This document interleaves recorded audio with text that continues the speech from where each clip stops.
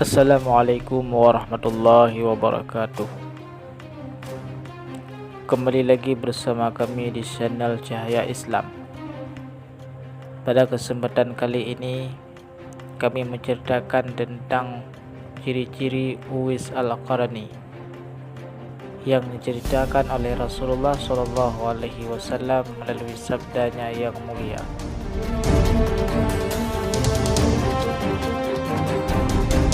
Tapi sebelum lanjut, jangan lupa like, komen, dan subscribe channel ini dan share video ini kepada kawan-kawanmu supaya mereka tahu apa yang kamu tahu.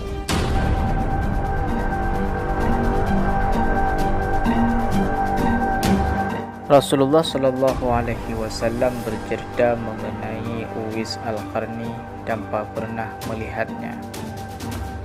Beliau Rasulullah SAW bersabda,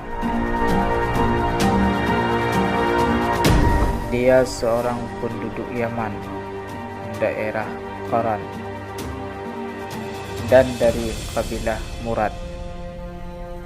Ayahnya telah meninggal. Dia hidup bersama ibunya dan dia berbakti kepadanya. Dia pernah terkena penyakit kusta. Dia berdoa kepada Allah Subhanahu wa Ta'ala dan doanya diterima oleh Allah Subhanahu wa Ta'ala. Lalu dia diberi kesembuhan oleh Allah. Akan tetapi masih ada bekas sebesar dirham di kedua lengannya.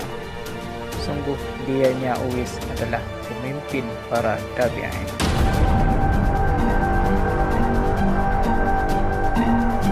Kemudian Nabi Muhammad SAW bersabda kepada Umar bin Khattab radhiyallahu anhu, jika kamu bisa meminta kepadanya untuk memohonkan ampun kepada Allah Subhanahu wa Ta'ala untukmu wahai Umar, maka lakukanlah.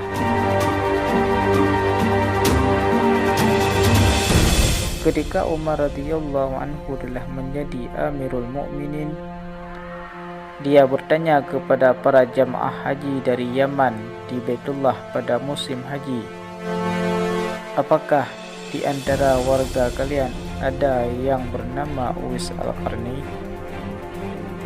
Ada, jawab mereka. Tapi dia di belakang, tidak bersama kami. Umar radhiyallahu anhu melanjutkan, bagaimana keadaannya ketika kalian meninggalkannya? Tanpa mengetahui derajat Uwais, mereka menjawab, kami meninggalkannya dalam keadaan miskin harta benda dan pakaiannya yang usang.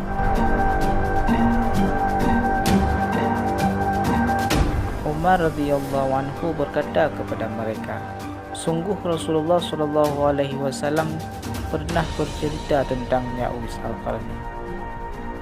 Kalau dia bisa memohonkan ampun untuk kalian, lakukanlah. Dan setiap tahun Umar radhiyallahu anhu selalu menanti Uwais Al-Qarni. Dan kebetulan suatu kali dia datang bersama jamaah haji dari Yaman. Lalu Umar radhiyallahu anhu menemuinya. Dia hendak memastikan terlebih dahulu. Makanya dia bertanya, siapa namamu? Uwais, jawabnya. Umar radhiyallahu anhu melanjutkan, di Yaman daerah mana?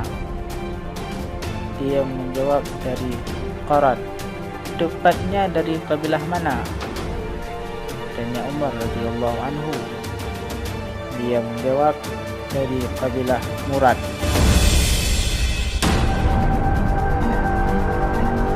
Umar radhiyallahu anhu bertanya lagi, bagaimana ayahmu?